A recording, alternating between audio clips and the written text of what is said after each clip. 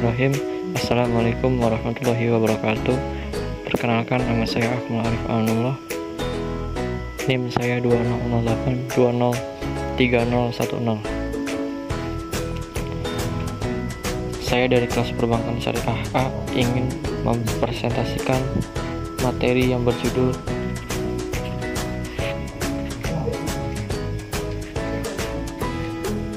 mengetahui solusi fintech terbaru baik untuk perusahaan mapan maupun untuk konsumen. Materi ini saya ambil karena saya merupakan anggota dari kelompok 5. Adapun pembahasannya di bawah ini yaitu yang pertama, solusi fintech terbaru baik untuk perusahaan mapan maupun untuk konsumen B2B and B2C. Yang kedua, yaitu masuknya Apple ke pembayaran melalui Apple Pay. Dan yang ketiga adalah perangkat wearable. Baik, yang pertama, apa itu financial technology? Ya, kita dari fintech dulu. Fintech itu adalah singkatan dari financial technology yang berarti teknologi keuangan. Jadi sebenarnya apa itu fintech? Fintech adalah inovasi teknologi yang dikembangkan dalam bidang finansial sehingga transaksi keuangan bisa dilakukan dengan praktis, mudah, dan efektif. Fintech juga sebuah inovasi pada industri jasa keuangan yang memanfaatkan penggunaan teknologi. Oke, lanjut ke penjelasan berikutnya, yaitu tentang solusi fintech terbaru baik untuk perusahaan mapan maupun untuk konsumen B2B and B2C. Yang pertama yaitu masalah pembayaran. Salah satu masalah utama di sini adalah data. Ketika pembeli mengeluarkan pembayaran batch untuk barang ke beberapa pemasok, hampir tidak mungkin bagi pembeli untuk memberitahu pemasok dengan tepat apa yang mereka bayar atau menambahkan detail tambahan apapun dalam sistem saat ini jika pembayaran mereka mencakup beberapa faktur. Tantangan semacam itu membuat arus kas tidak dapat diprediksi dan membuat bisnis bermain tebak-tebakan. Pembeli ingin mengoptimalkan modal kerja mereka dan mengelola likuiditas dengan lebih baik dan memperkenalkan lebih banyak visibilitas dan kontrol untuk proses pengadaan mereka, tetapi tidak memiliki informasi yang akurat atau mutakhir untuk memandu mereka. Seringkali melewatkan diskon pemasok dalam pemprosesnya. Demikian pula pemasok ingin mendapatkan bayaran yang dapat diprediksi tepat waktu dengan jumlah yang benar dan dengan data yang benar. Jika tidak, mereka tidak dapat memprediksi arus kas dan seringkali berada dalam posisi yang sulit ketika mereka berusaha mengumpulkan modal untuk menutupi biaya. Masalah-masalah ini terlalu nyata untuk sebagian bisnis. Kurang dari 78% diantaranya mengatakan bahwa mereka tidak dapat memperkirakan arus kas dengan akurat.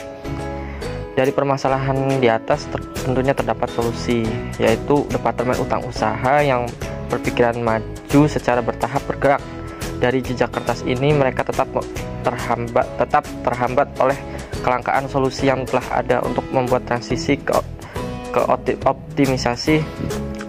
otomatisasi pembayaran penuh secepat dan mulus seperti yang mereka butuhkan. Kemudian yang kedua ada masalah sistem yang rusak.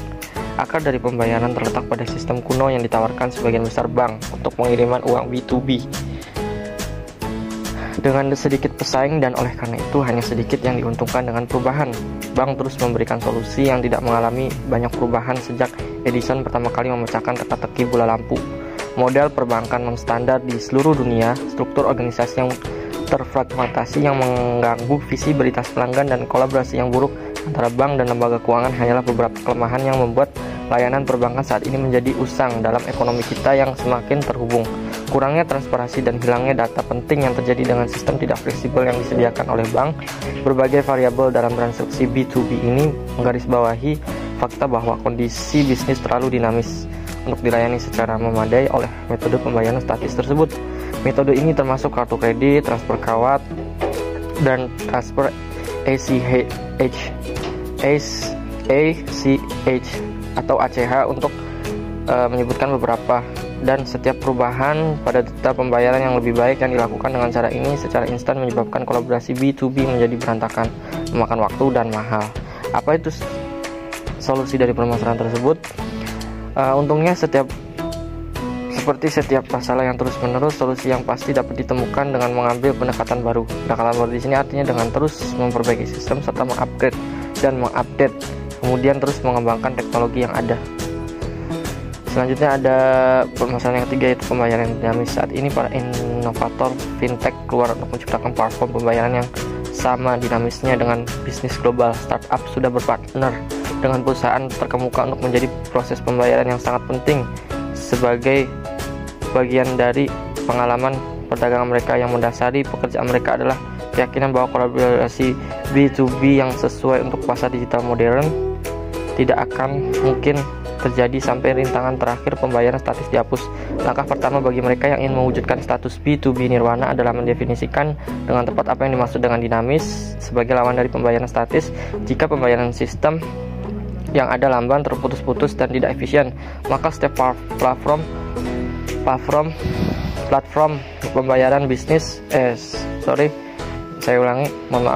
maka setiap platform pembayaran dinamis harus memungkinkan transaksi yang jauh lebih cepat, lebih aman, dan lebih cerdas. Solusinya diantaranya ada yang pertama, para pemain baru ini telah menciptakan kemungkinan bisnis untuk mengeksekusi, menghapus, dan menyelesaikan pembayaran secara real time dan sepanjang waktu. Kunci dari upaya adalah keinginan untuk menggabungkan yang terbaik dari perbankan digital yang aman, pertukaran rich dan elektronik yang cepat, dan teknologi berbasis cloud modern yang dapat menangani data terstruktur dan tidak struktur. Kemudian yang ketiga, dengan memanfaatkan mesin alur kerja yang digerakkan oleh peristiwa terhubung dengan sistem perdagangan B2B yang ada di seluruh rantai pasokan perusahaan, akhirnya dapat mempercayai teknologi untuk memantau dan secara dinamis bereaksi terhadap setiap perubahan dalam transaksi sambil menjaga semua detail tetap sinkron. Lalu materi selanjutnya ada masuknya Apple ke pembayaran melalui Apple Pay. Ya, apa itu Apple Pay? Apple Pay adalah sistem pembayaran digital dari Apple, pertama kali rilis itu pada tahun 2014. Aksesnya ada di dalam aplikasi wallet dan berguna untuk menggantikan akses kartu kredit atau kartu debit fisik yang biasa kamu gunakan saat belanja di toko secara offline. Cara dasar menggunakan Apple Pay adalah mendaftarkan kartu kredit yang kamu gunakan ke aplikasi wallet di iOS. Setelah itu, akses Apple Pay saat akan membayar belanjaan dikasih dengan teknologi NFC di iPhone atau layanan belanja online yang sudah mendukung Apple Pay via web. Layanan Apple Pay menggunakan keamanan tambahan. Setiap proses pembayaran akan dilakukan bisa dengan Touch ID atau Face ID di iPhone, atau memasukkan passcode lock iPhone di mesin pembayaran yang tersedia. Fitur Apple Pay sudah tersedia di puluhan negara. Kamu bisa simak di laman berikut ini untuk daftar negara yang mendukung Apple Pay. Kemudian ada materi yang terakhir, yaitu mengenai tentang perangkat wearable. Apa itu sih wearable? Wearable teknologi itu teknologi komputer yang terhubung dengan koneksi internet, memiliki bentuk berupa aksesoris manusia sehari-hari yang dapat dikenakan pada tubuh mereka untuk memudahkan dalam menerima notifikasi yang sudah terhubung dengan perangkat pintar lainnya. Wearable teknologi juga dapat dikatakan sebagai sebuah perangkat yang dapat dihubungkan dengan kulit tubuh manusia untuk secara terus-menerus melakukan monitor terhadap aktivitas seseorang, namun tanpa mengganggu ataupun membatasi aktivitas penggunanya. Teknologi ini secara umum mengacu pada perangkat teknologi elektronik, namun juga dapat mencakup produk bahkan perangkat canggih yang digunakan dalam bahan seperti alat pintar, jam, dan perangkat IoT lainnya, atau pakaian, atau mungkin alat pelindung. Dapat tiga ciri wearable teknologi menurut kegunaannya. Teknologi yang mampu memberikan notifikasi dimanapun penggunanya berada, contoh smartwatch, mampu menciptakan augmented reality, contoh Google Glass, serta mampu memantau atau merekam data segala aktivitas olahraga penggunanya. Berikut ini adalah 6 wearable device yang mulai berkembang di Indonesia. Yang pertama itu ada smartwatch. Jam tangan yang memiliki teknologi smartphone sekarang ini sudah cukup populer di Indonesia. Smartwatch terhubung dengan smartwatch secara nirkabel dengan smartphone untuk mendapatkan jaringan internet. Untuk pengoperasiannya ada beberapa tombol di bagian sisi jam, dan beberapa jenis jam tertentu dapat dioperasikan melalui layar sentuh. Daya smartwatch dapat bertahan 2-4 hari bergantung pada pemakaian dan dapat diisi ulang. Yang kedua yaitu smart glass. Salah satu contoh teknologi ini adalah Google Glass. Google Glass. Teknologi ini cukup dikenal, namun belum begitu populer karena harganya mahal dan fungsinya belum dapat dimaksimalkan di Indonesia seperti smartwatch. Kacamata ini terhubung dengan smartphone untuk mendapatkan koneksi internet. Proyeksi yang dihasilkan juga cukup jelas meskipun posisinya dekat dengan mata.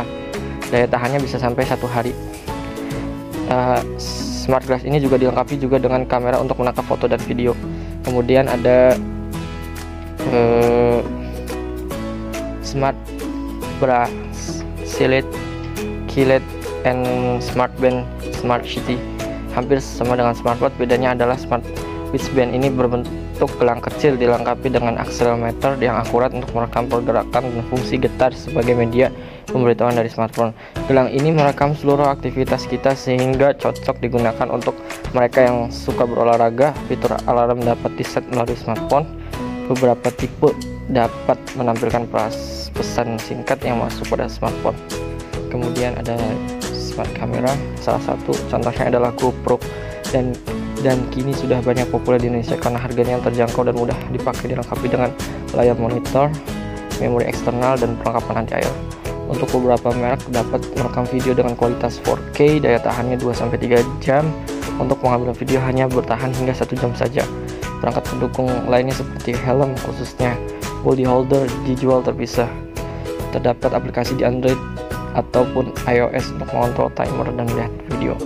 Kemudian ada quadcopter. Quadcopter adalah sudah sangat populer di kalangan fotografer dan penelitian. Dikendalikan dengan remote control, dilengkapi dengan kamera yang dapat mengambil hingga 800 foto atau 30 menit video. Durasi terbang terbilang cukup singkat, 7-10 menit. Quadcopter ini dilengkapi dengan baterai yang dapat diisi ulang. Untuk remote control menggunakan 4 baterai AA dan dapat terbang.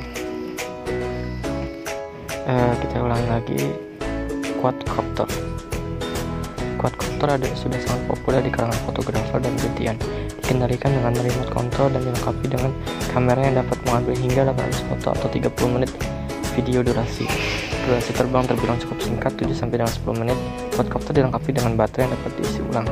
Untuk remote control menggunakan 4 baterai AA dan dapat terbang sejauh 50 meter dari remote control. Quadcopter memerlukan sekitar 90 menit untuk mengisi ulang baterainya. Kemudian yang selanjutnya adalah virtual reality atau VR. VR ini saat ini sedang populer di dunia, menampilkan sensasi first person, menjadikan gadget ini cocok untuk gaming. Dilengkapi dengan headset serta di beberapa merek dilengkapi dengan sensor biometrik seperti pergelangan tangan dan jari. Oculus yang merupakan salah satu merek VR yang terkenal dengan produknya yaitu Oculus Rift. Selain membeli VR, kita juga dapat menggunakan smartphone kita untuk sedikit VR dengan menggunakan Google Cardboard. Oke, mungkin itu saja yang bisa saya sampaikan mengenai materi dalam presentasi kali ini. Kurang lebihnya saya mohon maaf. Wabillahi taufiq wal hidayah. Wassalamualaikum warahmatullahi wabarakatuh.